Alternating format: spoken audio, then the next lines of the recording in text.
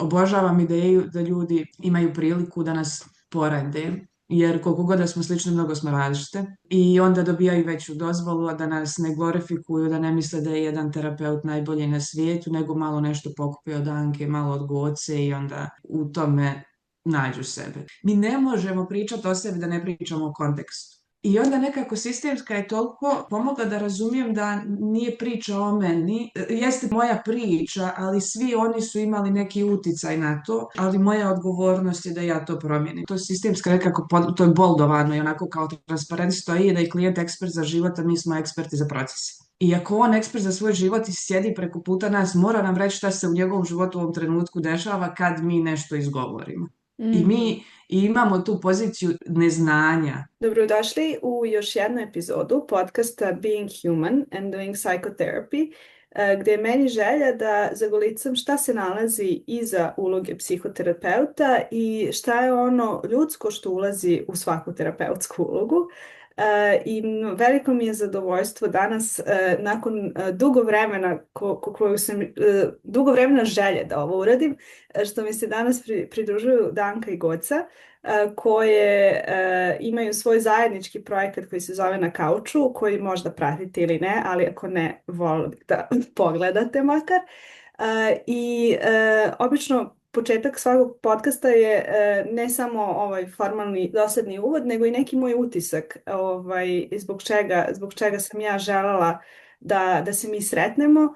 A zapravo to je neka autentičnost koju ja vidim na tom profilu i zapravo ogromna hrabrost da se terapija radi i popularizuje na podneblju koje je mlado i mlado u smislu terapije i potrebna je stvarno hrabrost odvažiti se i dati sebi glas na tako nešto i mislim da je jako važno imati takve primere, posebno mlade primere. Mislim, to mi je onako možda najlepši deo svega je što ste vi tako mlade i počele i uspele da zapravo jedno uz drugu sve to nekako isterate do kraja. Sad šta je kraj, o tome ćemo možda i pričati, ali do nekog konca.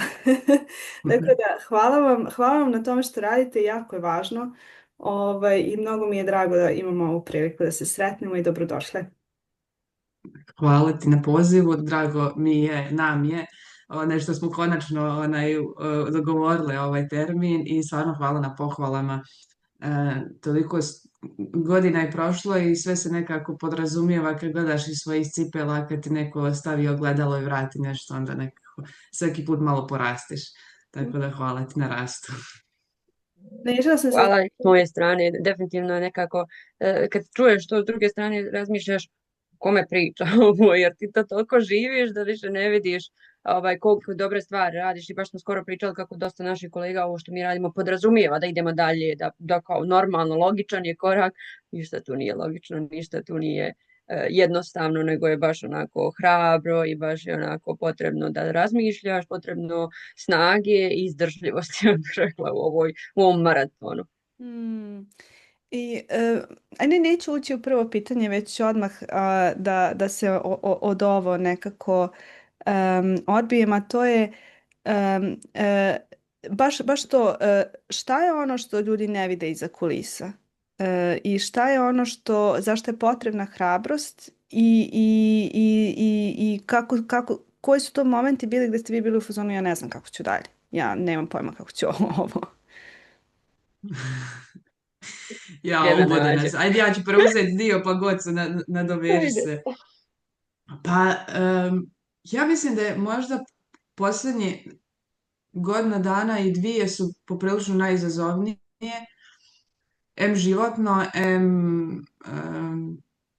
u kontekstu biznisa, nama dvijema. Zašto? Zato što mislim da su sve prethodne i o tom smo nas dvije pričale i snimale na kauču jednu posebnu epizodu. Zato što smo do sad nekako češće gledale u druge nego u sebe kreirajući stvari. I ovo sad ne govorim iz pozicije neke kritike ili nečeg lošeg, nego kao potpuno normalnog procesa, jer moraš da se osvrneš i da negdje nekako isprobaš određene stvari i onda da napraviš. Nazvije smo još kao studenti krenuli volontirati, mislim da ima udruženja u kojem mi u Banja Luci nismo bile, ne zato što moram sve da postignem, ok, bilo je i tih nekih dijelova, ali je put zapravo nam dao informaciju svaki put šta nam se sviđa, šta nam se ne sviđa, gdje se možemo vidjeti, gdje se ne možemo vidjeti, tako. Tako da i sve ove prethodne godine mislim da su bile to. Da smo, ajmo pokušati neki online program, ajmo probati ovo, ajmo probati ono i ono što ljudi ne vide jeste da smo mi, ne znam, neke online programe snimali tako što sam ja među vremenu imala pauze i povraćala jer sam se razboljela. Ali nisam sebi dala dozvolu da mi ne snimamo taj dan. I mogu još malo, pa tamo sam se olakšala, mislim, poslije tog mi je lakše, mogu još 2 videa da iznesem. Tako da ne vide te stvari, koliko nešto što izgleda sa lakoćom bude zapravo teško, mada na ovaj način ne treba da bude teško i danas to znamo. I ono što nije vidljivo su definitivno sad lične psihoterapije, bez kojih ne bi ni došlo do toga da ne gledamo više u druge, nego da gledamo u sebe i da budemo u fazonu, a šta nam se baš sviđa? A šta je baš ono što želimo i slično? Tako da, i mislim da je to nezamjenjivo za sve kolege koje gledaju ovo, da sve jedna edukacija je super, ne treba da ih zaobilazimo, trebamo da postanemo, da skupljamo kompetencije i vještine, ali bez lične psihoterapije to su samo vještine i alati, a ne ja. Tako da evo, ja bi ovdje stala pa dala bi Goci još prostora jer ima.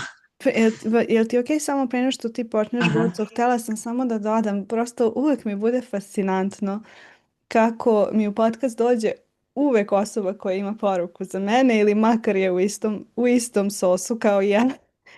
Da me na neki način polje podrži kroz to ili možda ja baš tako što sam vas pozvala sam sebi nekako to uredila. Da. Ali je jako zanimljivo što se osjećam da sam na vrlo sličnom prelazu. Da sam nekako išla u tu širinu, želju da naučim, da razumem, da vidim, a da zapravo sada nekako se okrećem ka tome šta je moj glas, a kako bih ja volila da se čujem, a kako ovo treba da izgleda. I to je baš izazovan prelaz, baš izazovan prelaz. I možda je, pošto će deo ovog razgovora biti i to da podržimo i mlade terapeute i zapravo šta znači biti mlad terapeut, mislim da bi baš bilo važno da produbimo ovo i da malo pričamo o tome zapravo kako taj proces izgleda iza kulisa. Tako da hvala ti na ovome, a bit će još prilike sad želim da čujem i Gocu. Pa ovo što je Danka rekla, apsolutno sve se slažem. Mi smo krenuli prije, nemam pojma tačno uopšte koliko, recimo mislim da je 16, 17. Znači 8 godina, kao Facebook profil terapeuta u kutak, gdje smo zapravo bile nas 3, pa onda to se rasulo na neki način na društvenim mrežama, pa smo onda otvorili Instagram, pa onda je došao podcast na kauču, pa je došao narativ kao neka kruna događaj koji obilježavamo Svjetski dan porodice. Tako da mi smo uvijek negdje pratili šta je nama zanimljivo. Ali je bila jedna uvo na slušanju drugih u smislu, aha, oni hoće to, a kako ćemo mi to da napravimo na naš način? I uvijek je išlo na to na naš način, ali uvijek izazovno biti autentičan u tom svemu, a da ne bude prst u oko nekima možda. Zato što budeš autentičan, možeš da kažeš neke stvari koje možda drugima se neće svidjeti ili način na koji kažeš neće im se svidjeti. A kad si opet sad, vratimo se, mlad terapeut, nije baš da želiš odmah nekako da štrčiš, nego želiš da budeš dio te neke, ako postoji, zajednice. Tako da mislim da jeste najhrabrije u stvar to ostati autentičan i najhrabrije mislim ovo što mi radimo i što je jedinstveno jeste što radimo nas dvije i to je potrebna velika hrabrost jer nije uvijek cvijeće i drveće u našem odnosu. Dešavale se naravno i neke konfrontacije i neki izazovi i sve to. I u stvari ono što je hrabro nastaviti raditi iz tog odnosa, a i zadovoljstvo u smislu sebe svaki put prati šta se naučio u tom odnosu i koliko je naš odnos na tu 2017. Drugačiji. I potpuniji, ja bih rekla, i nekako iskreniji i možda ranjiviji. jer Mm. ono što mi radimo u stvari propagiramo i drugima. Ja ne mogu da kažem ni se nikad nismo posvađali. Naravno da jesmo, jer ja uvijek kažem ako nema u odnosu svađe je pitanje kakav je taj odnos i da li uopšte postoji odnos. Jer svađa je sastavni dio toga, ne treba bježati od toga. Tako da treba biti hrabar i raditi ovo u duetu, a opet vidjeti gdje sam ja u dijelu tog dueta. Jer Mm. svaka od nas donosi nešto svoje i to ja mislim i da se vidi i kroz ovaj podcast i kroz društvene mreže i sve što mi radimo. Tako da ovaj, to je ono što je baš jedinstveno za nas, ali ova autentičnost mislim da je svakom vrlo onako upitnik šta je to zapravo moje u svemu ovome. Mm. I to je baš veliko što si podelila, jer mislim da nekako ljudi maštaju o odnosima, ali ne o odnosima kako oni stvarno izgledaju. I nekako baš je važno podsjetiti koliko energije zapravo isto treba ostati, da ostanemo u jednom kvalitetnom odnosu. Da to nije nešto što se samo od sebe desi, nego stvarno zahteva jedan energetski ulog. A posebno kad su i dva terapeuta tu, onda često ume i ono što smo naučili da iskoristimo ne kao podršku, nego kao zid koji se stvori između nas. I stalno sebe treba podsjećati, ne, u ovome nisam u toj ulozi. Ili Mhm. u ovome zapravo mogu da vidim iz te uloge, ali mi trebaju drugačije reči i uopšte nije jednostavno, mislim, baš je onako veliko. Tako da svaka čast na tome. Mislim, to je prelepo. Hajde da se vratim na to prvo pitanje koje postavljam baš zbog toga što pričamo o autentičnosti i voljela bih da čujem šta je autentično vaše i jedno i drugoj. Tako da, šta su nekih par reči koje bi vi iskoristile da opišete sebe? Pa ja u posljednje vrijeme koristim ovu jednu sintagmu koju sam čula od Žane Erdeljan, koja je bila kod nas na narativu, a to je tragalac za senzacijama, zato što apsolutno jesam tragalac za senzacijama. Dajte mi nešto da se dešava. Kod mene kad je tiho i mirno, nisam oduševljena time. I tako da meni je uvijek bila želja da probam. Ne moram mi se svidjeti, ali ajde da vidim šta će to biti. Tako da sam prošla kroz životni put, pored psihologije koja je došla u stvar na kraju, razne stvari tipa muziku, sport, ne znam, razne vještine koje otprilike neko kaže, ja sam to, ja kažem, pa ja sam to nekad probala, bakar ako ništa, jer mi je uvijek bilo zanimljivo, ajde da vidim, da iskoristim ovaj jedan život i onda kao član horova proputala sam dosta svega, tako da to je obogatilo cijeli moj život iz prostog razloga što volim te različitosti. I volim ako neko kaže da ne može, nemoj vikad ne može, znači moramo to naći način da može biti bar dio toga. Tako da možda bih rekla da jesam nekad uporna, što mi je super, i grozna osobina. Možda je to ono što me najviše obilježava, ali znam isto tako da sam vrlo srčana i vrlo znam biti otvorena i zaštitnički nastrojena. To je prvo što mi pada. Rezonujem jer bukvalno sam pre ovog razgovora imala ličnu terapiju i onda sam nekako dozvolila sebi sa terapeutkinjom da kažem pa ja volim tu svoju radoznalost i kao ja hoću da sve to probam. To nema veze, neću to da patologizujem. To nije nešto što treba umanjiti. Naravno sve u okviru toga da te to ne destabilizuje, da to nije nešto što shvataš da koristiš kao beg. Ali mislim da postoji stvarno jedno zdravo mesto sa koga mi istražujemo i da je nekako baš važno dati sebi dozvolu na te stvari. Tako da ako nas neko sluša, ima nas makar dve. Ne osvrćite se na okolinu koja to možda neće razumjeti. Kod mene je uvijek bilo, to je nešto tvoje. Da. Ok, ali to ne znači da je nešto loše, nego jednostavno ti nisi dio toga i ne razumiješ. Da. Danka? Pa, sinoć kad sam pročitala pitanje i došla sam samo do ovog dijela, dalje nisam išla, a to je bilo da bih prije na prvu rekla da sam vrlo odgovorna osoba i da bi to iskočilo kao najbolja kruna svega što ja jesam i dalje mislim da je to jedna od meni važnih osobina, ali nije ono što sam ja u potpunosti, tako da narativ se mijenja. A pored toga, slušajući Gocu, razmišljam, ja sam neko ko suštinski baš vjeruje u sebe. Ne na onom nivou kao ja to mogu, ja ću to riješiti, ja mogu, ne znam, ja podići ovoliko kilograma, nego da ja to mogu iznijeti uz ovo, ono, podršku, vrijeme i sve stvari. Baš onako jedan suštinski, ono, imam povjerenje u ono što radi. Ne iz toga da radim to na najbolji način i da ne postoji niko bolji od mene. I baš sam skoro razmišljala otkud meni to, jer čak i kad su neke krizne situacije i da li sad u poslu, sa suprugom, u ovakvom životu, ja prosto znam da će da bude ok. I to povjerenje mi je došlo zapravo iz povjerenja u druge ljude, meni bliske, koje znam da mogu da pozovem. Čak i ako ne može da bude ok. I to ne oduziva meni ili njima neku snagu, nego zapravo opet mi vraća meni povjerenje, zato što znam da imam taj poziv, nemam pojma, kogod da bio, mama, tata, oca, muž, šta god. Tako da to mi je onako baš nešto što zbog čega mislim da sam nekad prikrivala, a nekad su ljudi shvatali kao naivnost, neku nedovoljnu ozbiljnost ili čak, kako bi to nazvala, a neku umišljenost, šta god. Ili ovo podrazumijevanje što smo u početku pričali, da je to nešto logično, a zapravo je pravi onako napor.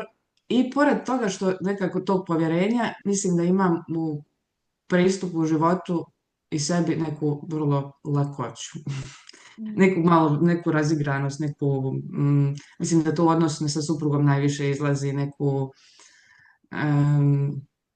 zaigranost. I to volim nekako i u terapiji, i sa klijentima, i sa ljudima, ne znam, kad pravim poklone, kad poklanjam nešto, to je, mislim da je dio mene koji ljudi definitivno vidi. I ja ga baš volim. Čak u nekim, ne znam, vrlo nebitnim stvarima, nebitnim. Da, da. A htjela sam da vas pitam, ovo nije u spisku pitanja, ali šta biste rekli jedno drugoj? Šta je ono što volite i zbog čega toliko dugo godina opstajete kao par? Mislim, moram to nešto iskoristim. Šta je ono što nakon svega, nakon besa, nakon svega ostane kad destilujete, kad kaže jao, ali Goca, kao, ali ovo je Gocino, to mi je ono.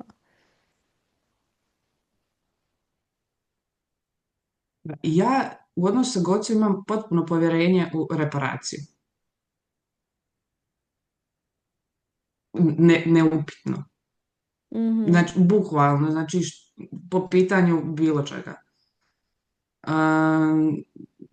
Čak da odlučimo, kažemo, ok, nećemo više snimati nikad ništa, nećemo sjesti ovdje, nekako ne mislim da bi drugi dio patio, ne zato što je kao ćemo mi ne znam šta uraditi, nego zato što ćemo dati vremena i prostora pa će nekako da se to da poprimi novi oblik. Koliko je potrebno, mislim da smo ove uporne i imamo i nestrpljenja i strpljenja, tako da malo se povučemo, malo damo prostora pa se opet vratimo, evo to je neka stvar koju, i ja mislim da zbog toga, zato što imam povjerenja u nju i u tu promjenu, mogu da radim sve ove stvari. Jer mi suštinski vjerujemo i znamo koliko važne stvari radimo. I onda i ako ne ide, ne znači da je pogrešno. Nego je samo, ne vidim šta smo radile pogrešno. Dobro, odustaćemo u ovom trenutku, dobro, vratit ćemo se tome. Ta upornost nas vrati i odnosu i poslu. Zapravo i ti onda voliš njenu upornost. Da. I apsolutno se nivelišemo u tome. Kad jedna padne, bukvalno je ja očajna, nema od ovog ništa, onda je go, idemo, neke porke, ja kao, haj dobro, ako ne može, mogu i ja, pa onda tako ja padnem, ona i slično, tako da baš na nivou potreba odgovaramo jedna drugoj. Ne uvijek Mm. na 100%, ali to je Mm. normalno. Naravno. Pa ja bih rekla, ono što sad dok je ona pričala o sebi, sam pomislila kao da, sve neke stvari koje je spominjala, ali ova, pa ajde nazvat ćemo je ta razigranost mi je nešto što bi je definitivno stavila kao glavnu asocijaciju u ovom trenutku na Danku, zato što toliko ima stvari gdje ja budem, ajmo racionalno, ajmo šta se može, kako da ti to izplaniramo, korake i ne znam nešto. I da Danka dođe, i mi ćemo to da uradimo, ne znam nešto, razigrano ovo, ono, ja kao, Danka, polako, stanimo. A onda u stvari skontam koliko je to ono što meni fali i koliko je ono što je super, što ona ima te neke, ono, nekad za mene nerealne stavove, ali su oni apsolutno potrebni zato što nam hrane onako dušu. I ona uvijek me zna iznenaditi, uvijek me zna iznenaditi. Znači, to je čovjek koji me najčešće zna iznenaditi od svih mojih prijatelja i bliskih ljudi, zato što ima momente kad se pouče u sebe i uopšte ne znaš gdje je.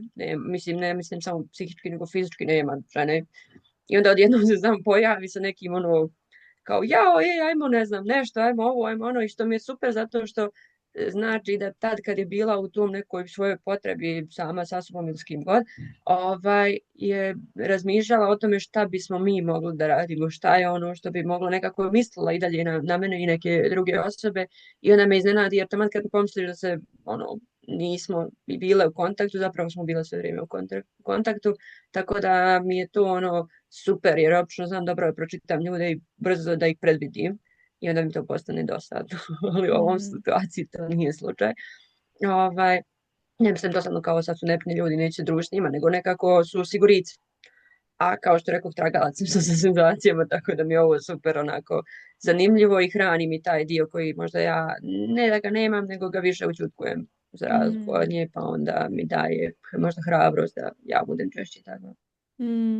Zapravo to je prelepo jer ja često imam te momente povlačenja, ali to nije nekako ni odbijanje ni ništa, nego neki prostor za metabolizaciju svega i u tome onda ja mogu da se vratim obnovljena i polako učim da to iskomuniciram, a nije lako jer ga podrazumevam kao to je meni normalno, ali ljudima prosto koji me ne znaju ili koji imaju neke druge potrebe, to možda bude preplavljujuće, tako da mislim da je baš važno što se tako dobro poznajete i odnosno što ste imali dovoljno iskustava da onda znate šta to povlačenje znači u ovom slučaju. Ali baš mi je onako milo dok vas slušam. baš mi je nekako hranljivo da budem evo na kratko delić ovog odnosa. Hvala ti za pitanje i priliku da ovo podijelimo ovako. Da. Sad, zanima me kakav je bio vaš terapeutski put odvojeno i kad ste se spojile, nekako šta vas je dovelo do toga da baš poželite da se bavite jednom pomagačkom profesijom? Posebno nekako sam to stavila u naš dogovor za razgovor, posebno u regionu u kome je ta profesija jako stigmatizovana. Hoću da počnem. Okay. Pa, mislim, jedno od prvih pitanja kod nas na studiju psihologije i na svakom novom predavanju je bilo a zašto ste vi upisao psihologiju? Ja nikad nisam imala neki konkretan odgovor, ljudi su imali neke baš onako poveznice. Moj je i tad i danas odgovor bio meni je to predmet koji me najviše dotakao u srednjoj školi. Ne u smislu da sam se ja zanimala, ali bila sam dobar učenik, mogla sam sve nekako sve da studiram, a to je jedina stvar koju sam poželjela da studiram. Iako sam bila uvjerena zbog velike konkurencije da neću upast na studije i pripremila sam bila se za drugi rok da upišem njemački jezik. I upala sam 29. od 30, ja mislim, na listi, što je onako bio znak. Dan danas to pamti, zašto sam bila u fazonu, nema šanse, mislim, njemački već spravan, idemo dalje. A put cijeli koji me pronašao se desio zahvaljujući volontiranju. U volontiranje me definitivno oca uvela. tragar sa senzacijama je nas odveo na razna mjesta, odnosno to su bile stvari koje su se meni dopadale, ali ne bih imala hrabrost da to sama odim. I nekako bih se još uljuljkala i previše razmišljala o tom. Međutim, kad sam prvo iskustvo probala, onda više je nekako postalo potpuno prirodno. I tada zapravo plavi telefon, ja to uvijek ističem, a znam da i Goci bar dio priče je ta savjetovanje djece i proces nekako taj edukacije. Mi smo tu, mislim, pravi savjetnici postali. To je stvarno mnogo snažna obuka. Dan danas preporučujem za sve studente iz Banja Luke kao ono jedno od najboljih mjesta za upoznavanje i sebe i psihologije generalno. I tu smo baveći se djecom upoznali da moramo malo baviti se sistemom cijeli, ne možemo baš djecu da stavimo pred sebe i da ih tretiramo kao odrasle ljude. Tu nam se rodila ideja za psihoterapijom, sve što je dostupno bilo nije bilo zanimljivo i Goca je tu našla i sistemsku i pronašla je put do toga i u suštini mi od početka idemo kroz to zajedno, kroz edukaciju, kroz grupnu terapiju, kroz pronalaženje, ne znam, prve sobice u kojoj ćemo raditi, druge sobice, prvog stana, drugog stana i svih tih nekih stvari. Je da radimo odvojeno i prije 3 godine u suštini kroz zajedničke edukacije, međutim mislim gradimo karijere odvojeno, klijente odvojeno i sve, ali evo kroz taj zajednički put potpuno je logično bilo da zajedno, ponovo logično je bilo da zajedno krenemo i u te neke stvari. I moj omiljeni dio je zapravo trenutno kad nas dvije radimo grupnu terapiju sa kolegama psihoterapeutima. Zato što ponovo imam odnos povjerenja, imam u koga da gledam, imam trenutke, imam dozvolu da se u nekim trenucima opustim, da prepustim nekome drugom, a pri tome obožavam ideju da ljudi imaju priliku da nas porede, jer koliko god da smo slični, mnogo smo različite. I onda dobijaju veću dozvolu, a da nas ne glorifikuju, da ne misle da je jedan terapeut najbolji na svijetu, nego malo nešto pokupi od Anke, malo od Goce i onda u tome nađu sebe. To mi je nekako najljepši dio i iz toga nekako već ovaj individualni rad postaje premalo senzacija u suštini. Goco, šta ti imaš da... A ja, moj je malo drugačiji put, pošto sam ja, išla u 2 osnovne i srednje škole, muzičku i ovu opštu, i onda sam mi odlučila da upišem akademiju muzičku. I ja sam nju i završila, ali kad sam bila negdje na 4. godini, otprilike sam ja počela se interesujem, 3. nisam još upisala 4. sam počela se interesujem za muzikoterapiju. I moj cilj je bio da idem u tom pravcu. I onda sam ja tako išla u Beograd, u centar Hatorum na neke dodatne edukacije i to sve. Međutim, kad ona profesorica Ranka počne da priča o tome, ja pola stvari ne razumijem i ja sam shvatila da meni treba psihologija, jel te? Jer kao muzičar, mislim, može, ali nije to bavljenje sa osobama koji imaju neku psihičku dijagnozu i poteškoću, nije jednostavno kad ti dolaziš kao, ajde da kažem, civil, odnosno muzičar. Svako ko to radi, mislim, radi to na svoju ličnu odgovornost, ja to nisam mogla da uradim i ja sam odlučila da upišem psihologiju i tako sam ja u stvari 4. godinu akademije i prvu psihologiju išla uporedo, jer mi je bio cilj da uvezujem znanje i da čim prije mogu da idem na tu muzikoterapiju.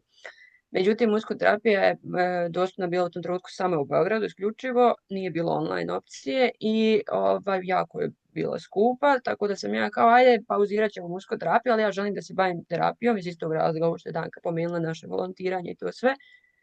I onda sam počela da istražujem psihoterapijske škole, kod nas u Banja Luci u tom trenutku zastupljen TA i KBT, što meni nisu bile opcije, nije me privuklo, jednostavno.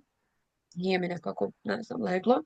I ja sam onda tako istraživala šta meni najviše zvuči, i došla sam na te sistemske i tako ja kontaktirah asocijaciju sistemskih terapeuta Srbije, bla, bla, bla, i dođu do te edukacije koju smo zajedno završile i počele i završile. I ja sam u nekom trenutku završila i 1. godinu muzikoterapije online, međutim, kad sam to spoznala, shvatila sam da u stvari nije mi više to cilj. Promijenila mi se jednostavno ideja, ja neke tehnike koristim, imam tu mogućnost, obzirom da sam završila tu 1 godinu, ali izričito kažem nisam muzikoterapeut, nego jednostavno koristim neke tehnike s obzirom na sva znanja i edukaciju koju sam prošla. I ja generalno mislim da smo obje više neki integrativni psihoterapeuti koji pričaju iz pozicije sistemske, zato što nekako sistemska kad se uvuče u kožu na taj način razmišljaš jednostavno.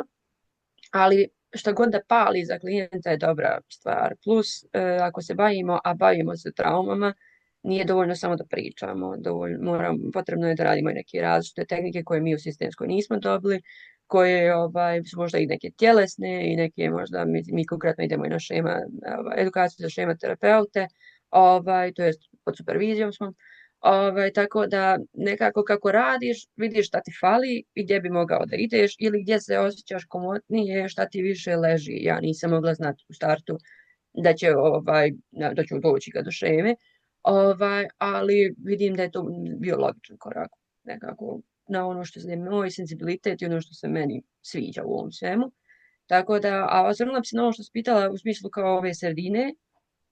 Ne znam zašto, ali ja se nikad nisam bazirala na to, kao ja sam u maloj sredini pa šuti i sjedi. Ne znam. Da li je Dobro, to mi je poznato. Mislim, da li je to neko rezoniram. ludilo? Da. Ne znam šta je.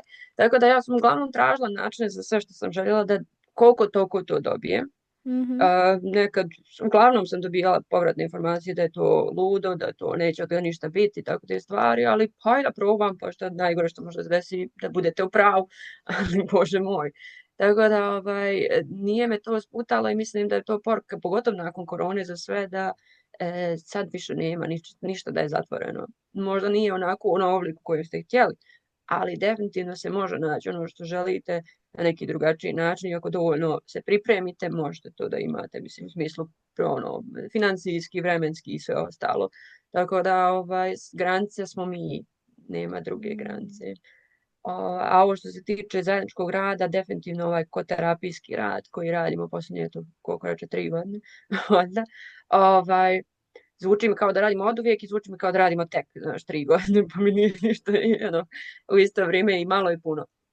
I apsolutno to je poseban način rada iz prostog razloga što vidiš šta možeš drugačije, vidiš šta je ono što je tvoja možda jača strana i vidiš kako ljudi reaguju na jedno i na drugo i ne u smislu odbacivanja mog ili prihvatanja njenog ili obrnuto, nego baš u smislu toga kako svako od nas ima odgovarajućeg terapeuta. I onda nekako prihvatiš da nisi svakome odgovarajući terapeut, niti je svako sa tebe odgovarajući klijent. Ali to kad si na početku učenja rada, apsolutno teško prihvataš. Tako da ovako vidiš to i na djelu, ako to sve znaš. I ti kupiš, pogotovo zato što mi radimo sa grupe sa terapeutima u edukaciji, i od njih dosta toga možeš da kupiš, naravno, pogotovo tehničke stvari neke, u smislu nekih pitanja i refleksija, ali od svakog klijenta možeš nešto da naučiš, bio on u edukaciji ili ne bio, iz prostog razloga što svako biće ima svoju priču, svoju pozadinu, svoj narativ i obogaćuje tvoje. Tako da mislim da putevi su nam se ukrštali sve vrijeme. U jednom trenutku sam ja otišla prema školi, otišla u ljudske resurse, ali na kraju krajeva to nam je samo pomoglo da obogatimo ovaj dijapazon našeg rada u kutku i na kauču i sve ostalo. Tako da mislim da je sve to onako imalo smisla i trebalo da se desi. Iskreno, kad ste govorili, ja sam samo pomislila, Bože, kakav kapacitet. Ne znam da li ste ga svesni ili ga povremeno osvestite, ali svaka čast. Baš sam onako prelepo je svedočiti vama sada. I tom kapacitetu i tom, mislim, nekako i paralelno i volontiranje i muzička škola, mislim volontiranje za Danku, muzička škola za Gocu, onako baš jedan ogroman kapacitet za prostor, za držanje prostora, mislim ne samo za sebe nego i za druge i za ljude koji prolaze kroz razne stvari, mislim to je stvarno prelepo. Htjela sam da vas pitam, E, imam neke kao dve paralelne trase, ali ajde prvo da se zadržimo malo na sistemskoj iz moje radoznalosti, a onda da malo pređemo i na taj rad sa mladim terapeutima. Ali voljela bih da čujem šta je ono što mislite da je jedinstvenost sistemske porodične terapije, a što bi možda želeli da ljudi koji nas slušaju znaju. I šta je ono što je nekako za vas bilo kao jao, toliko volim ovaj deo. Toliko mi je, pošto si rekla da si se uvukla u kožu, da sada tako misliš, šta je ono što misliš da bi ljudi trebalo da znaju, a da sistemska pruža, a nijedna druga terapija možda ne pruža? Pa ja bi prvo rekla cirkularnost. Priču o cirkularnosti, odnosno priču o tome da ne tražimo uzrok, da ne tražimo krivca, nego da gledamo šta je uticalo na šta u smislu pozadinske neke priče i da vidimo šta ćemo s tim, a ne da upiremo prstom u krivca. I ta generalno priča o tome koliko je važno posmatrati stvari ne možda sa strane, nego posmatrati kroz širi kontekst sistema. Jer mi smo toliko oblikovani kroz sve te sisteme, ne samo porodični, nego društveni sistem toliko utiče na nas da mnoge terapije to možda i zanemare. Mi imamo poseban pravac narativnu terapiju koja se bavi isključivo tim. Tako da važno je da pričamo koliko, pogotovo naše podneblje, jer smo mi takvi trusni, utiče na sve nas.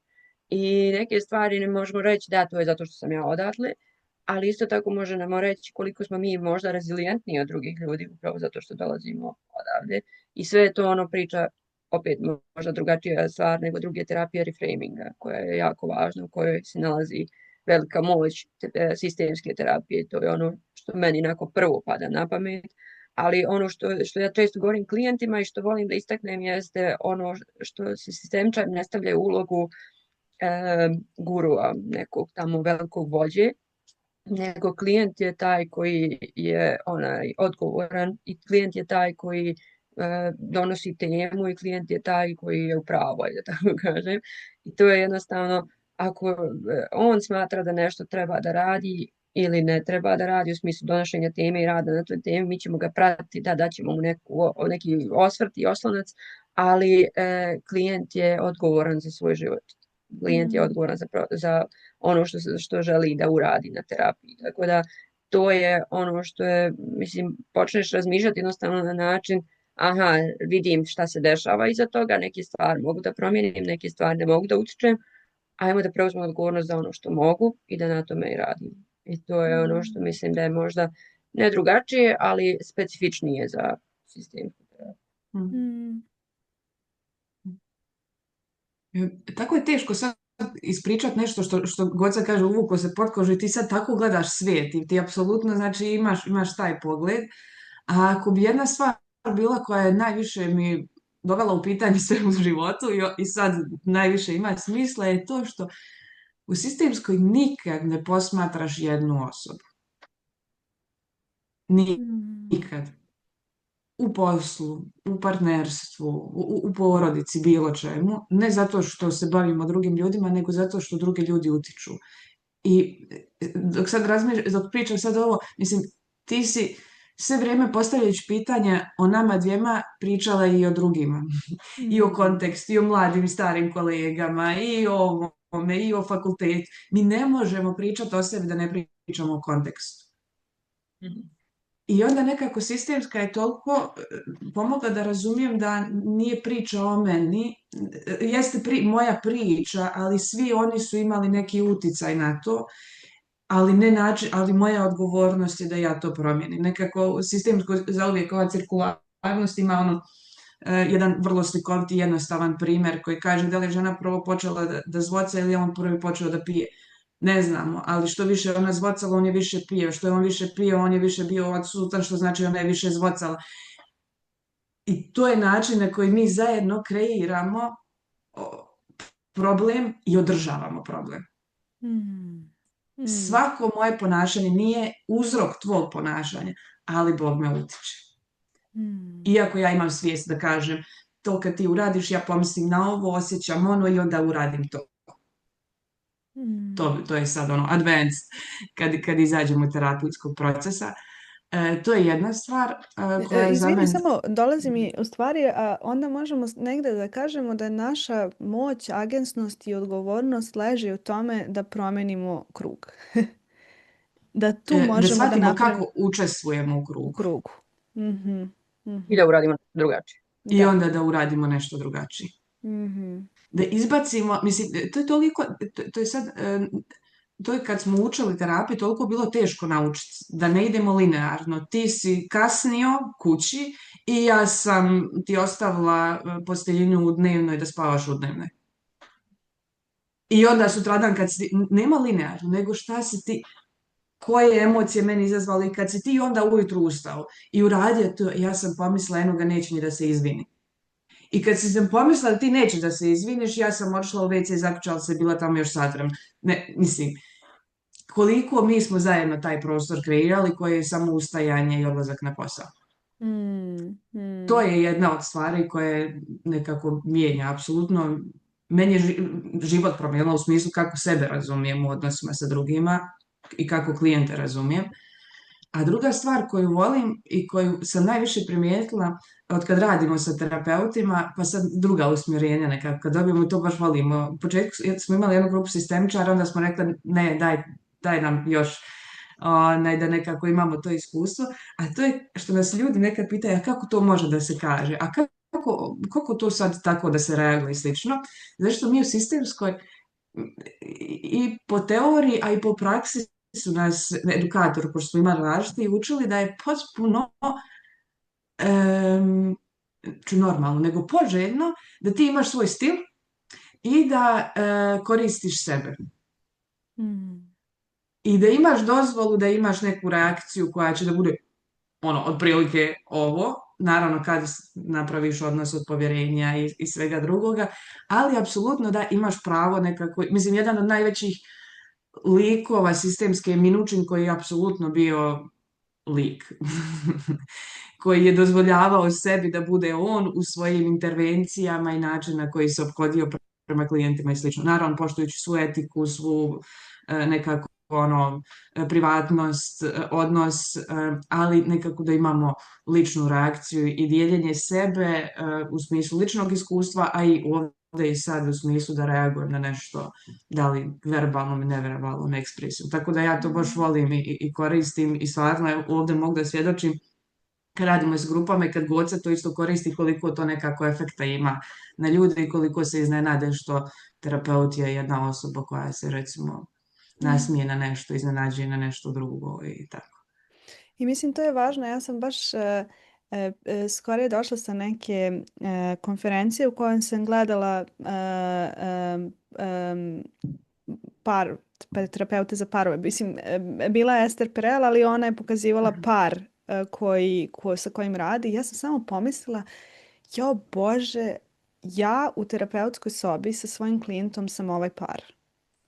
I moj supervizor je u stvari taj terapeut koji gleda s polja.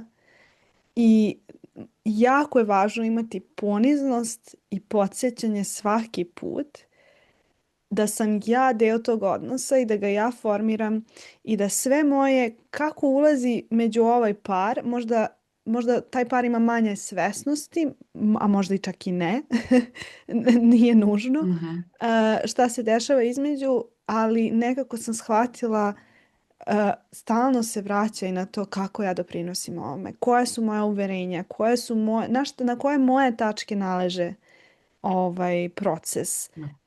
Jer bez toga, bez takve vrste nekog poniznosti i ovo što si rekla, podsjećanja na tu cirkularnost i na to da mi kreiramo taj ples zajedno, često možemo da uđemo u sve ono protiv čega se quote on quote borimo, a to je ta igra moći i koja je istina veća i važnija a zapravo ničija nije. Apsolutno. I ovo što je Goca rekla, to sistemska nekako, to je boldovano i onako kao transparent stoji da je klijent ekspert za život, a mi smo eksperti za proces.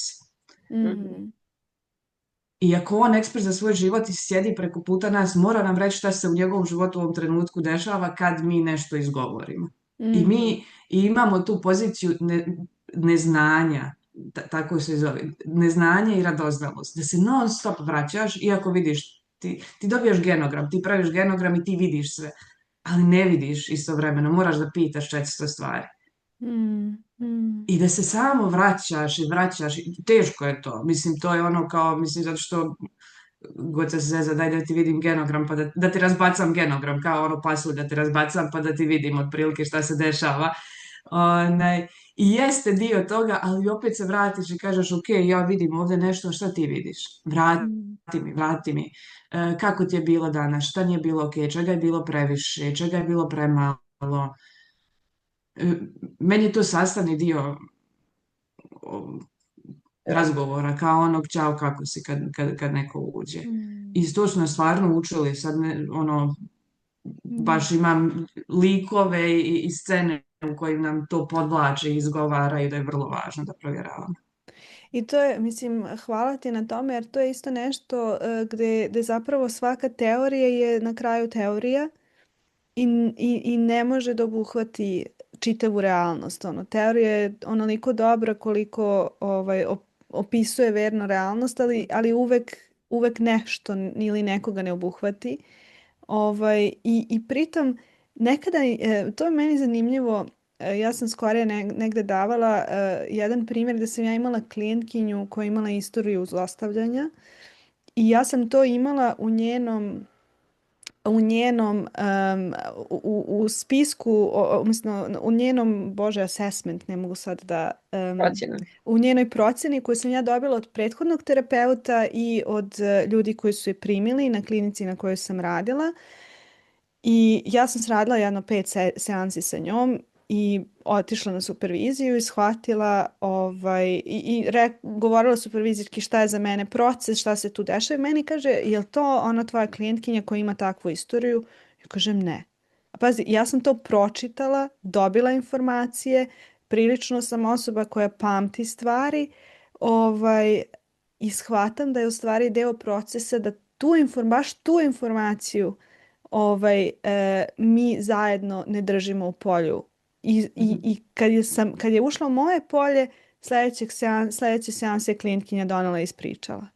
Ali mi je fascinantno koliko mi mislimo i koliko su ljudi misle da je to sve tako jednostavno, racionalno i 1+1, a zapravo možda je i trebalo klijentkinji neko vreme da to nama uđe, deo je procesa i čak i ako imaš taj genogram i ako sve vidiš, koliko je vremena potrebno da se taj neki deo te sličice otvori za osobu koja sedi preko puta tebe i koji su kapaciteti i resursi potrebni.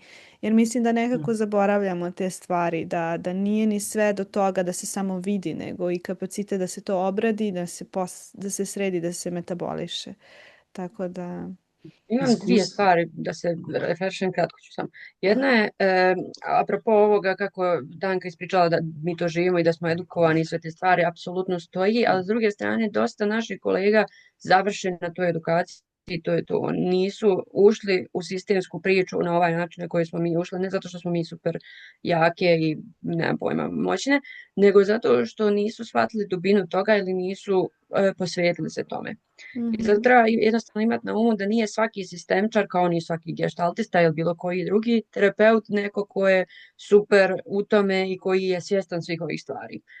Mi smo čak imamo i online edukaciju vezano za te osnove sistemske terapije, prve godine naše edukacije, koji su prošli neki sistemčar, koji su završili, koji su rekli, joj, pa sad su mi neke stvari jasnije.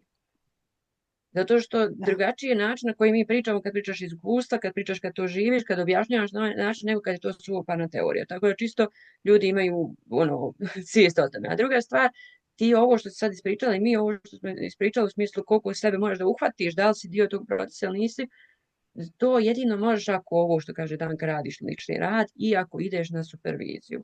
Mnogo kolega dobije sertifikat i nikad više se ne pojavi na superviziji.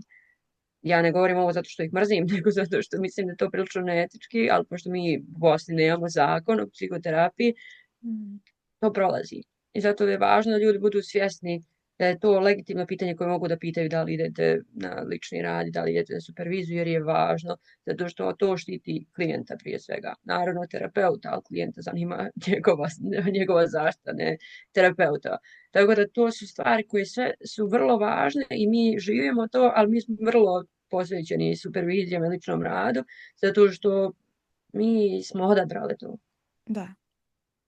I vjerujem da i ti ideš u tom pravcu, koliko čujem iz svega što pričaš, tako da samo treba imati svijest o tome da, iako ovo zvuči pitko i jednostavno kad mi pričamo, uopšte nije tako kod mnogih kolega koji to jednostavno naučili su i sprovode i ne razmišljaju o tome da su dio cirkularnosti, da su dio odnosa i da mogu uletu u tu cirkularnost i da upadnu u ulogu nekog drugog člana porodice nesvjesno totalno i da u stvari odigrava taj ples koji spomenula, koji osoba inače odigrava u svojoj porodici. Tako da to su vrlo stvari koje moramo sa strane da posmatramo, ne možemo uvijek sami. Zato je super ovaj naš koterapijski rad, zato što nekad možeš da uletiš u to, da budeš nesvjestan pa ti vrati. Ona meni ili ja njoj u ovoj situaciji.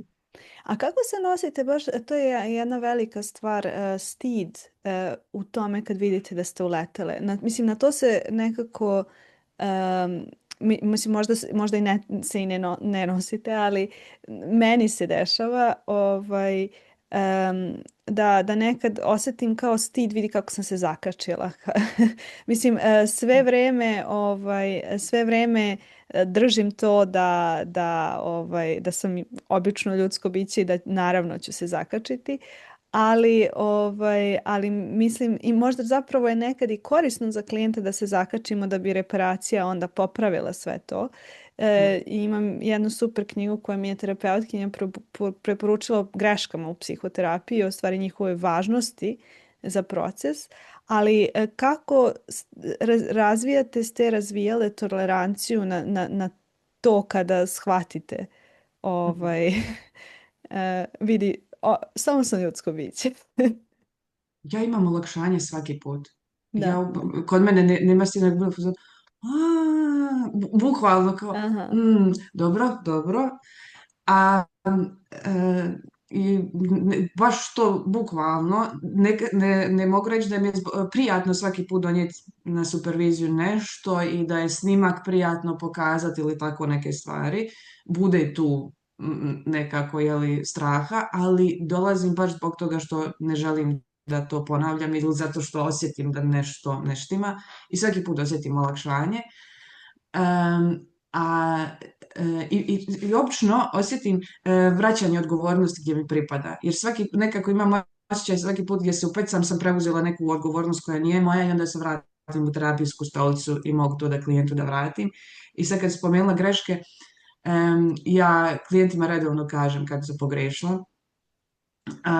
I baš sam prije par sedmica imala situaciju gdje sam rekla, zašto mislim da sam pogriješila, preko nisam uhvatila nešto i klijentica me tu vratila i kaže, baš je lijepo čuti što si pogriješila, ovo mi je baš značilo na više kao nivou, M kao na našem nivou, M na životnom nivou, M na tome da se to vrlo dostojanstveno lijepo može da kaže i da život može da nastavi dalje i tako dalje.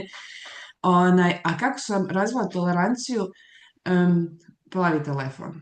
Mi smo tamo vježbali kako da budemo savjetnici, tako što smo imali zajedničke supervizije gdje je jedna osoba glumila pozivaoca, odnosno dijete, a druga osoba je bila savjetnik. I to se radilo pred cijelom grupom, odnosno pred nas, zavisi u kom trenutku. Mislim da je 10 ljudi minimalno bilo. To se i snimalo i imao si mogućnost naknada da to pogledaš. To je ogromna strah i ogromna neprijatnost bila da se to radi, iako je radilo se i dan danas potpuno, negdje imaju ti snimci, dan danas radili pravo dobre namjere i mislim da su vrlo edukativni bili. I to je lupanje srca, to je knedla u grlu, to je blackout koji ti se desi u tom trenutku i ti ne znaš više ništa da kažeš. Ali onda kada cijela grupa vraća feedback, tu sam naučila da vraćam feedback, koja je mjera, koliko ti da kažeš, posebno kad postaneš stariji savjetnik i ti imaš 400 stvari da vratiš, posebno šta ne valja. ali izabereš tačno ono što je najvažnije za razvoj te osobe i kako ćeš prije toga da pohvališ, kako ćeš da ostaviš osobu na dobrom mjestu, a ne da ga izrešetaš kritikama ili tako nekim stvarima. I to je bukvalno teren bio da ja kad smo došli na psihoterapiju, kad smo trebali da se snimamo, nikad nisam imala problem sa snimanjem. Svaki klijent mi je pristao na snimanje, na svaku priliku sam donosila snimak i bila sam u fazonu recite ljudi, slušam vas, spremna je olovka, jedva čekam zato što znam da ću se vratiti mnogo korisnije. Tako da ja stvarno danas imam tu neprijatnost u smislu možda to i dalje od može da uđe šta će kolege misliti ili šta će supervizor misliti, ali je vrlo, vrlo kratka. Mm, mm, mm. Goca, imaš nešto da dodeš? Kod mene je slična priča, jel te, logično, pošto smo zajedno bili na telefonu plavom i to sve. Jedino što je kod mene ta neprijatnost, moji su visoki standardi vrlo jaki, moji kritičari je vrlo jaki. Ja kad pogriješim u tom smislu, ja prvo sebe doba prekorim, pa onda idem u reparaciju, jer postoji taj racionalni dio koji zna da je to, odnosno, ajde, nazvaćemo ga terminima šeme zdravi odrasli, koji zna da je to normalno, ali postoji ovaj dio koji ne, kako se to sebi dopustila. On je sve vrijeme, mislim, tu, ali ja sve više godinama manje prisutan. U početku je to bilo katastrofa. Ja nikad nisam imala problem da priznam da sam pogriješila, ali drugima je to ok, ali sebi ne mogu da priznam. To je gori dio. Sebi, okay. Drugi znaju da sam ja biće obično, jel te čovjek, ali sebi ja to ne dozvoljavam zato što moj kritičar je jak, izuzetno. Tako da ne mogu da kažem da mi dan danas lagano. Nemam stid, više imam to kao kako si mogla, kako se to desilo. Nakon toliko godina sad još gori. Ali nije, to se završi u 30 sekundi. Prije je to bilo danima, pa onda satima, pa onda ne znam, minutima, sad to bude možda 30 sekundi minut i onda bude ovaj zdravi odrasli kaže pa normalno se desilo, to je korisno i za tebe i za druge i sve te stvari. I u stvari to je dio mog ličnog rada i procesa, jer tako se jedino može vježbati tolerancija stalnim izlaganjem i konstantnim radom ličnim na tome da je to normalno i da se dešava i kad nas uvuku stvari, to pomaže i klijentu da vidi šta on radi pa uvuče nekog, a i meni da vidim iz lične stvari šta je to mene uvuklo. Šta je to lično moje što možda još treba malo da porazgovara s nekim ili da ga pogledam s druge strane. Tako da nije mi pravo što se to desi, ali očekujem da se to desi i da se ne desi nekako bi značilo možda da nisam dovoljno u odnosu ili da nemam pojma, nisam prisutna, ne dozvoljavam sebi prisutnost, nego očekujem od sebe da sam nezavisna, što je terapiji prilično nemoguće. Mislim svaka čast psihoanalitičarima, ali mi to tako ne doživljavamo. Mi smo prilično involvirani. I nekako moram da priznam nakon našeg razgovora pre jedno mjesec dana kad smo se prvi put sreli, vi ste mene zapravo inspirisali da ja napravim taj mini program. I mnogo mi je drago da sada onako baš čujem i to što vi radite, ali i zapravo koliko vi imate utjecaj samim svojim postojanjem i koliko smo mi tako kratko pričale. Ja sam sad samo tad u 15 minuta nakon toga sela, napisala plan i bila u fazonu da, ovo je jako potrebno. Samo zato što ste vi rekli, ali kao da, to je jako potrebno i baš bih voljela da pričamo, pošto imamo nekih 20 minuta, ali voljela bih zbog mladih terapeuta, ali i zbog ljudi koji dolaze na terapiju, da zaista popričamo o tome kakva je podrška potrebna mladima ne bih rekla na našem podneblju, iskreno da budem, ja sam studirala u Engleskoj, mislim da je potpuno drugačije, da svi imamo potrebe vrlo sličan vid podrške. I zapravo ono što bih voljela da spitam je kako ući u ulogu autoriteta, ali ne onog autoriteta na koje smo mi navikli, nego u lični autoritet. Kada prelazimo iz uloge studenta ili mladog terapeuta, što god to značilo, u osjećaj, pa kao ja negde vladam ovime, osjećam tu neku snagu u svemu ovome. I šta je vama, mislim sad ste govorili ste o plavom telefonu, o svim tim stvarima, ali kako ste te neke razvojne faze prolazile i kad ste osjećali, aha, pa ja sad mogu da pričam na ovom podcastu, imam pravo da nešto kažem. Jer se meni često desi da ja, na primjer, čak i među terapeutima vidim nekog ko je divan terapeut, mladi, i onda ja kažem, jel hoćeš da dođeš na podcast? I onda mi kaže, ali ja nemam šta da kažem. Što ja zasigurno znam da nije istina. I nekako šta možda se javljaju kao teme u vašoj grupi, koje nekako vidite da se ono iznova vraćaju. Mislim, tu je puno pitanja, ali nadam se da ste... Ja ću uhvatiti jedan dio, a to je ovo kako znamo da imamo šta da kažemo ili taj dio.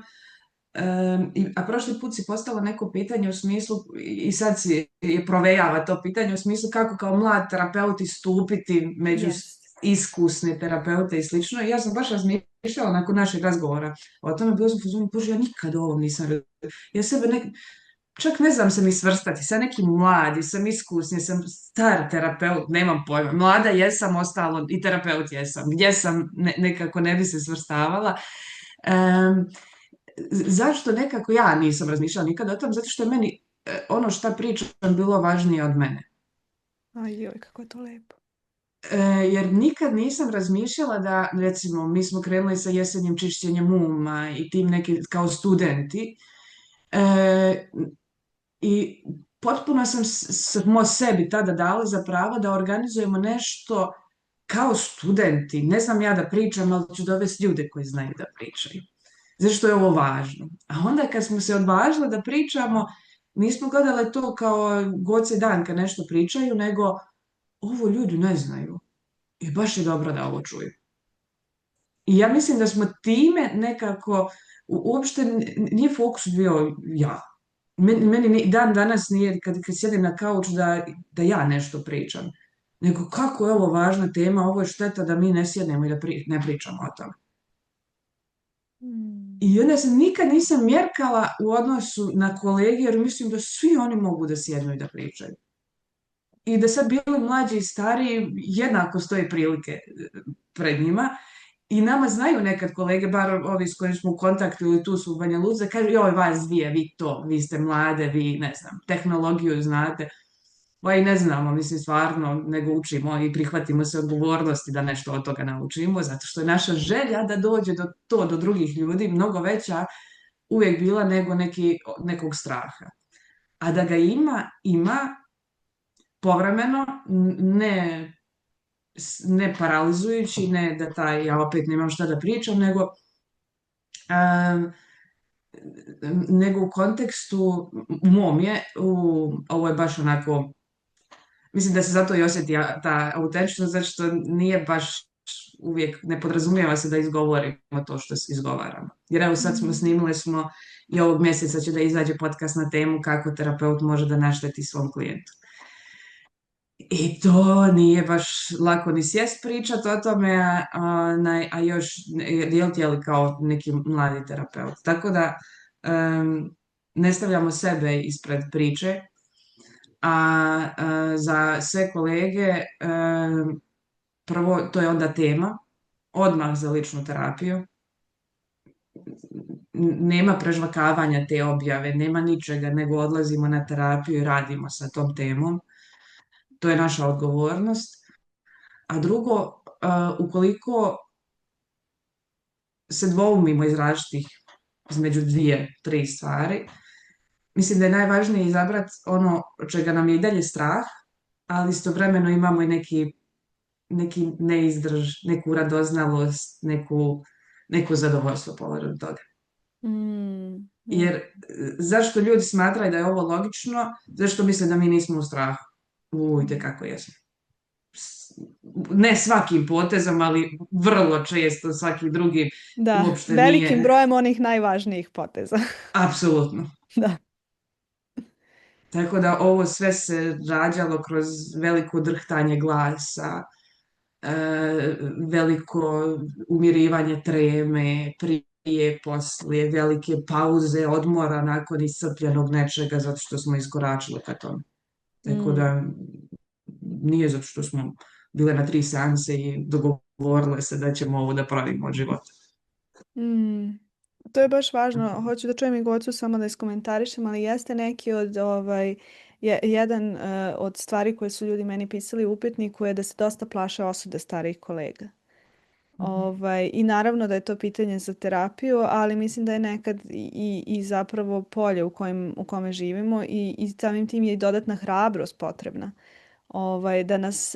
Da nas ne sputa nečiji neostvareni stan i nečija neostvarena želja.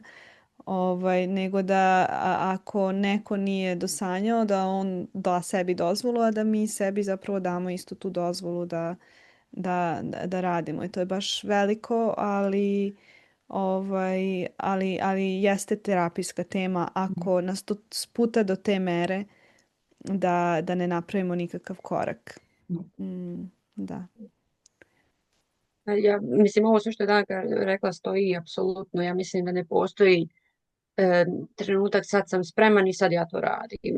To je iluzorno nekako čekat, nego ideš iz tog straha koji nije parališujući, nego je prisutan i živi s tobom i tu je i zato što znamo da nam to govori da nam je nešto važno i da nas štiti od svega toga.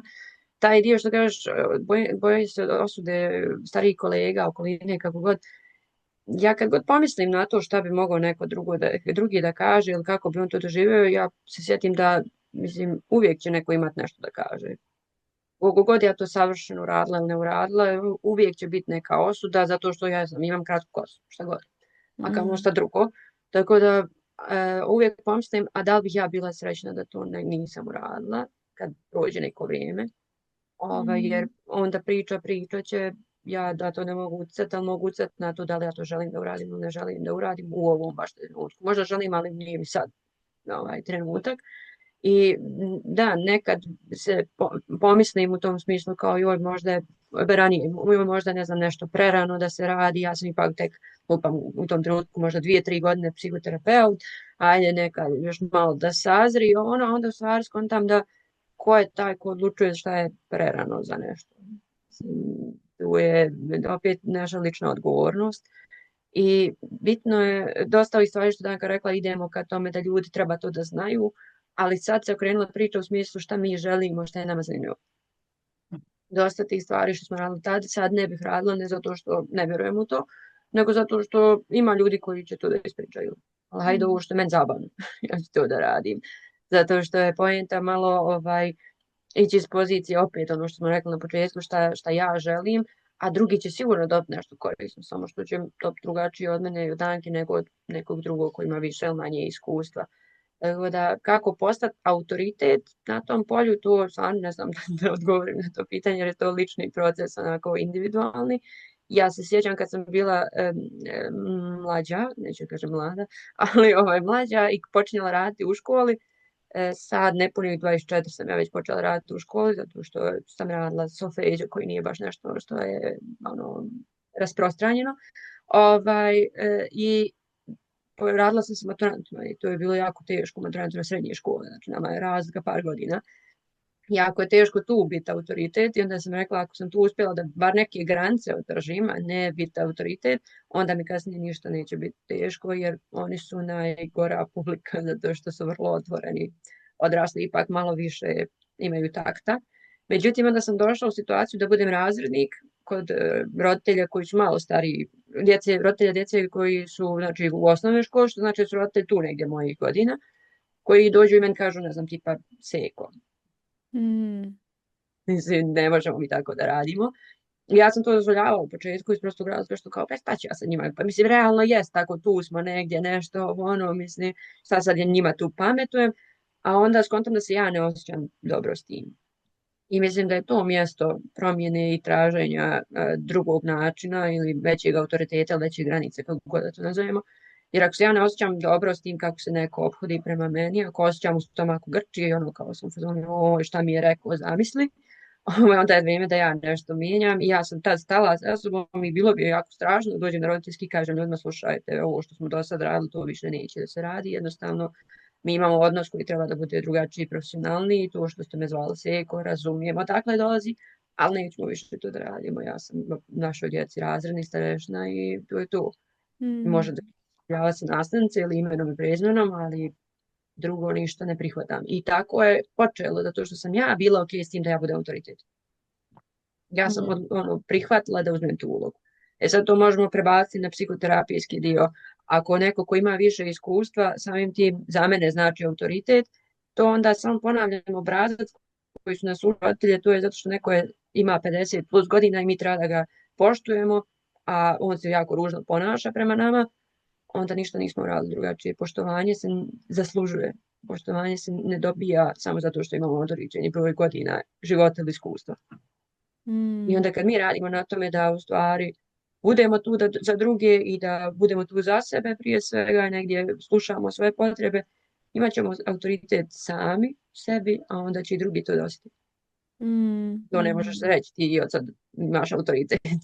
Nema od toga ništa, nego samo vjeruješ u to. Nije ono fake it till you make it, ali jest vjerovanje ispred svega u smislu ja vjerujem da ja to mogu, a drugi ću pokazati na primjeru dok to budem radila, u šta vjerujem.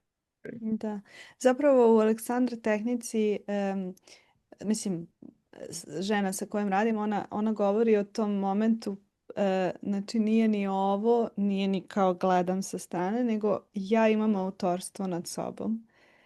I to autorstvo nad sobom znači ja ravnopravno učestvujem u ovom odnosu. I onda zapravo mogu sa tog mjesta da kažem u ovom odnosu sa mog mjesta ovo želim da se menja u ovom odnosu. I nekako se uvek vraćam, zapravo nekako čini se da sam ja makar dugo pokušavala da nađem neka univerzalna pravila, a zapravo onda shvatim da se sve svede na to šta se dešava ovde. I da je to ultimativno, da nema univerzalnosti, nego da je ultimativno ja i ova osoba i razgovor i pregovor. U tom trenutku. Da.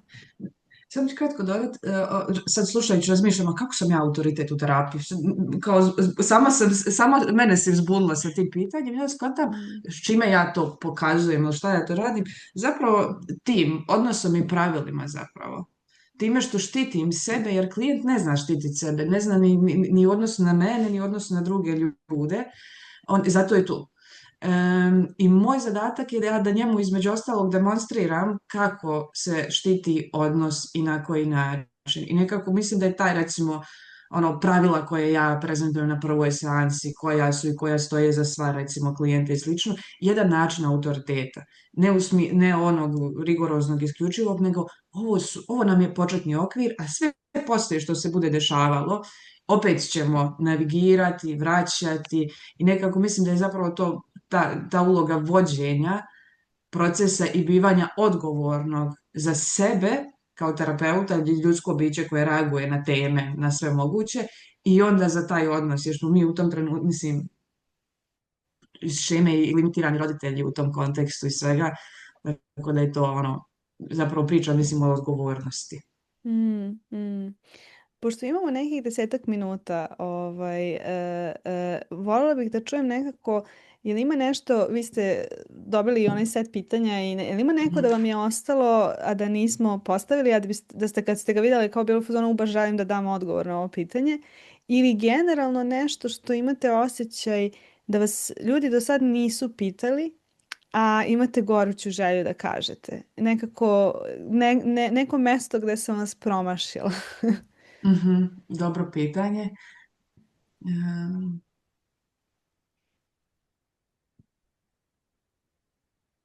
Ja se sad ne sjećam onih pitanja, pravo da ti kažem. Ja sam to pročitala, bilo u fazonu kao bolje da ne znam.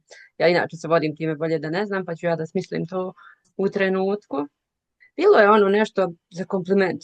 To mi je bilo zanimljivo. Ne sjećam se kako je tačno bilo. Koje komplimente voliš da primiš? Da, pošto je nekako u terapijskoj praksi i ličnom radu jako je teško uopšte ljudima da prihvataju komplimente i sama sam bila nekad na tom mjestu i mislim da je to važno da pričam o tome, ne zato što ja sam luda za komplimentima, nego zato što je važno da ljudi shvate da je i to važan dio svega ovoga, da možemo da ih prihvatimo. Ja komplimente, nisam razmišljala koje komplimente, evo sad razmišljam, nego mi je bilo kao niko me nikad to nije pitao koje komplimente volim da primam, pa zato mi je to bilo zanimljivo. E, komplimente volim da primam koji se nekako stvarno vide da su upućeni meni. Da nisu ni generički, tipa, nemam pojma, baš lijepo izgledaš, jesi, ne znam, super to uradila, ili nemam pojma nešto, nego tačno da se vidi da je neko, da sam viđena. Mm. Da sam viđena u tom smislu da kaže, vidiš, kad se sjetim, ne znam, ili možda poređenje mene od prije i sada, kad se sjetim, ne znam, nečega, gdje si ti danas, ono, jer te stvari, kao što si ti započela negdje ovaj razgovor i osvrnula se na to kako djeluje sve ovo što mi radimo, mi nekad preletimo u tome. I onda ti komplimenti koji te vraćaju na to da vidiš koliko si porasla i koliko si u stvari ono, drugačija osoba. Ok, neko će reći da to možda nije plus što si drugačija osoba, ali za mene jest zato što mi vjerujem u taj cjeloživotni rast. I onda kad ti neko vrati kompliment koji kaže, ne znam, osjetim da ti je drugačija energija. Mm. Meni je puno odličniji nego super ti je frizura danas, lupam sad. Ne samo zato što se ovo odnosi na fizičke osobine, nego zato što ovo vidi se da je neko promišljao o tome ili je osjetio i rekao iz sebe u ovom trenutku šta osjeća, što mi je puno važnije, zato što to znači da je iskreno, a nije pripremljeno unaprijed. I da nema Tako da neku volim te, transakcionu baš to. pozadinu, da tako kažem. Da, ono, tebi je dobar džemper, tebi je super cipele, pa da se niveliše to, ne, nego i taj dio učenja toga da kad ti neko da kompliment, da ti sam kažeš hvala i kažeš, a vidi, stvarno nisam razmišljala o tome, a ne da uradiš to, da mu vratiš, je isto veliki rad. I biti na mjestu da kad neko da kompliment, da ti budeš u fazonu, super, a ne, pa juče kupila to ili imam 100 godina tu haljnju, ne znam nešto, je isto ogromna stvar. Tako da mislim da trebamo više pričati o komplimentima, definitivno. I u komplimentima. Jedna žena koju jako volim, ona je rekla kompliment koji nisi dao je kao poklon koji si spakovao, a nisi uputi. Nekako baš je, mnogo je velika stvar, a jako malo u svoj toj kulturi prepoznavanja nedovoljnosti jako malo kreiramo prostore u kome možemo da... I meni je bilo zanimljivo na mom prvi dan, prva grupna supervizija na mojoj terapijskoj edukaciji i oni su meni, ja sam odradila taj kao prvi supervizijski pod lupom, ono fishbowl mi to zovemo, i mene pitaju šta si dobro uradila. I ja se potpuno smrznem. Kako me pitaš šta sam dobro uradila, pa ja sam već spremila da ti kažem šta sve ovdje nije bilo ok. I zapravo shvatiš, u tom trenutku sam shvatila koliko u meni živi. Znači nije bilo, ja nisam znala šta da kažem. Znači ne ono kao da sam ja imala 5 stvari dobro, ali 25 loše. Ne, ja sam bila u fazonu, pa kako me sad to pitaš? Potpuno sam se zaledila. I čak mi je zanimljivo nekad sad ovih dana onako priđem deci pa kažem, a šta ti voliš kod sebe? I vrlo mi je zanimljivo, mislim da postoji neko razvojno doba u kome dete uopšte ne razmišlja o sebi, ja vidim da ih skroz zbunim, ali mislim da ima dece tačno neki moment kad dete počne da ima svest o sebi, kad vidim da deca ne znaju, da se zbune, da kao niko mi to nikad nije rekao, niko mi nije rekao volim tvoje lepe oke ili tako nešto. Tako da mi je to jako zanimljivo. Mislim da je to zbog naših traumatičnih i trusnih, kako si ti Goco rekla, iskustava jako se izgubilo. A baš je važno, da. I meni se dopalo to pitanje. Ja ću kratko samo odgovoriti, jer sam sinoć razmišljala o njom kao još što je ovo zanimljivo i shvatila sam da više volim komplimente iz TA sistema koji se obraćaju biću, a ne ponašanju. U suštini ovo što je Goca rekla, a meni je, razmišljajući o tome šta bih još voljela da kažem, a između ostalog malo prije si imala pitanje koje teme terapeuti donose kod nas na seanse. To je ovaj dio priče o usamljenosti, o tome da nas neko možda poprijeko gleda jer kada ljudi neće da nas preporuče, da neće da kažu cijene, kriju cijene i sve te neke stvari. I tu još ste, ja vjerujem, dio istine, sad zavisi koliko čije, ali mi zaboravljamo da smo mi dio te priče. Mm. I da vratimo opet na cirkularnost, mi smo ti koji kreiramo odnos sa drugima. Tako da mi da dajemo sebi dozvolu da pričamo o tome, da javno postavimo cijene, da preporučujemo kolege ukoliko mi nismo eksperti za to, je ono što će mijenjati moj odnos sa drugima. Očekujući da oni se promijeni, da kolega mene konačno preporuči ili da, ne znam, mi kaže koliko šta naplaćuje, je vrlo iracionalna pozicija. Tako da nekako mislim da zaboravljamo koliko ne moramo da budemo sami u svemu tome i možemo da pozovemo. Evo kao što si ti nas danas pozvala. Mm. Mislim, meni je ovo prelijepo iskustvo i razmijeniti sve ove stvari, a ne bismo imali priliku. Da ti nisi napravila taj iskorak sa nama i sa svim drugim ljudima prije i poslije, ne bi bilo moguća ova razmjena. Mm.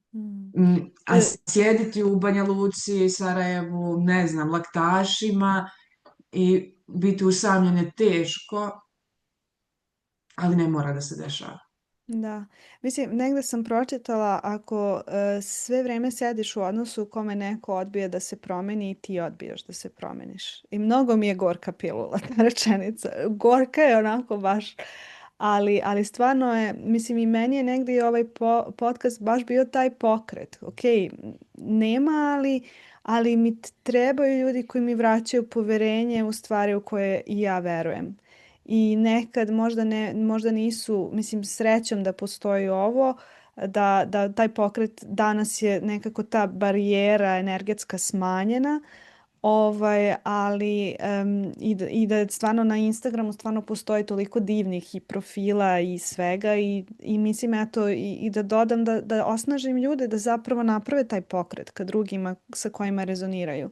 Jer sve ovo se desilo i baš zbog toga što sam nekako ja verovala da i odbijanje je okej i da nekako, ali da opet, ovo što si ti rekla, eto, baš ti hvala na tome, da sam uvijek imala osjećaj da ono što želim da donesem je mnogo veće od svega toga što podrazumeva taj čitav proces. Tako da baš je nekako važno taj podsjetnik da, iako nije lako, mislim kao što ste i same rekle, baš je važno i nekako, jer stalno padnem i ja u tu rupu kao eto, ništa se nikad neće promeniti i ne mogu više da gledam. I baš si ti lepo rekla i stvarno postoje laktaši i ono, ljudi bi se iznenadili koliko u našoj profesiji. I to mi je nekako važno da me to ne zagadi do mere da mi prekine, da mi zaustavi agensnost. A to je ona večita životna borba.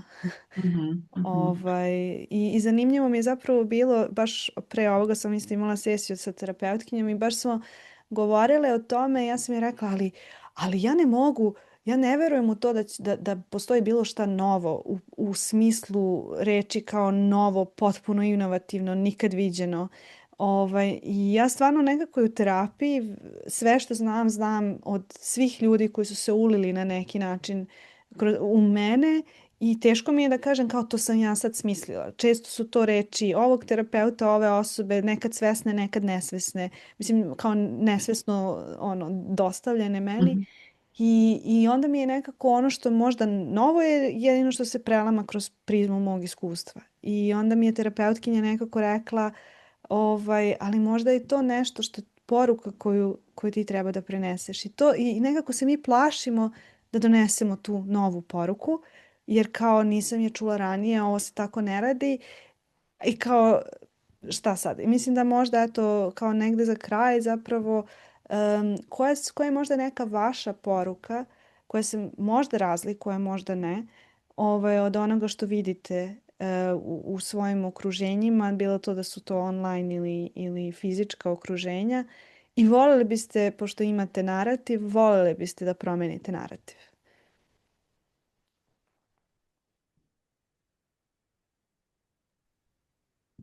Ja mislim ono što mi i propagiramo, pogotovo na kauču, jeste da nema priča o kojima ne treba pričati i koji nisu za pričanje.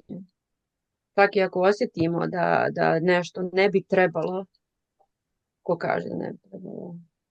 I uvijek da se pitamo, ako smo ta osoba koja nešto donosi odluku mi, onda je to samo na nama, apsolutno. I mislim da, e, na, opet ću ponoviti da je naše podneblje tako kako jeste i da će nas pokušati vratiti dole, jer to je sistemska priča.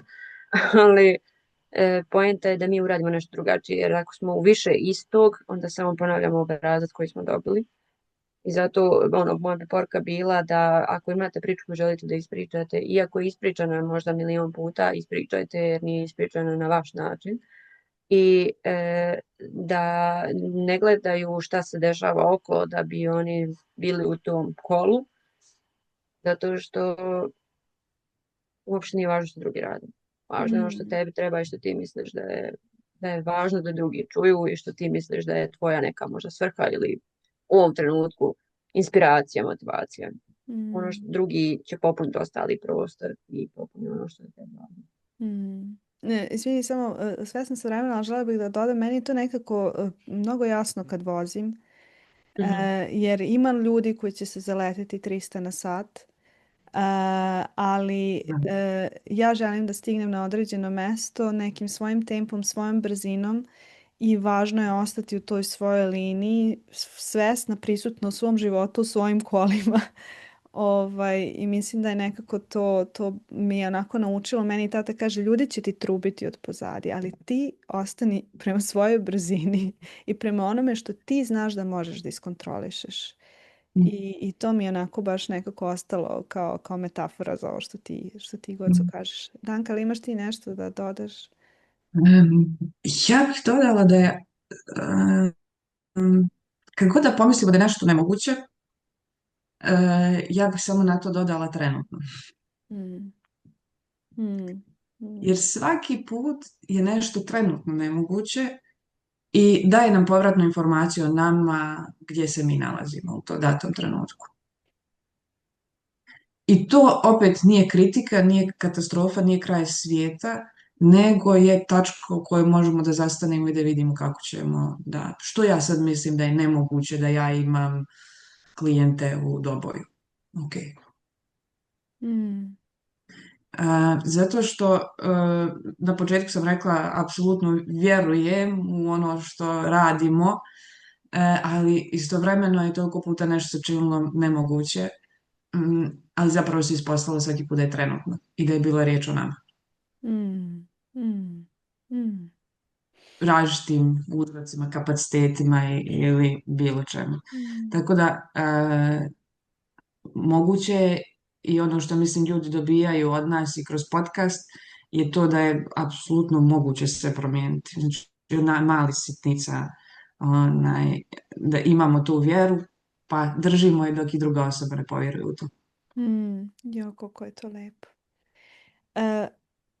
Nekako bih ovdje stala, mislim da ne bih dodala ništa na ovo što si rekla, jer imate možda po jednu riječ za kraj. Stvarno sam zahvalna na ovom što radite i na ovome što smo danas razmenile, jer mislim da će baš biti veliko za ljude koji slušaju. Ja ću podijeliti neki osjećaj trenutno koji imamo, to su onako puna pluća, neke toplote i snage.